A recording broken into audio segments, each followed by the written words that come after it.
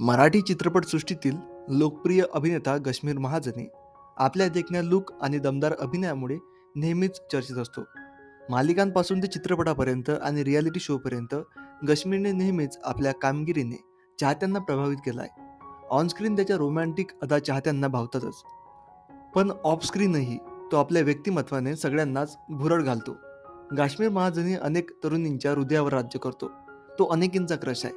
मात्र स्वतः काश्मीरची क्रश कोण आहे याबद्दल त्यानं खुलासा केलाय. एक लोकप्रिय मराठी अभिनेत्री त्याची क्रश असल्याचं या अभिनेत्यानं म्हटलंय. चला तर मित्रांनो, वेळ न घालवता व्हिडिओला सुरुवात करूया. काश्मीर हा अनेकदा त्याच्या सोशल मीडियावर आस्क मी सेशन घेत असतो. नुकतंच त्यानं इंस्टाग्रामवर आस्क मी सेशन घेतलं होतं. या सेशनमध्ये चाहत्यांनी विचारलेल्या प्रश्नांना त्याने उत्तर दिली. या सेशनमध्ये काश्मीरला चाहत्याने मराठी चित्रपटसृष्टीत तुझी क्रश कोण आहे असं विचारलं.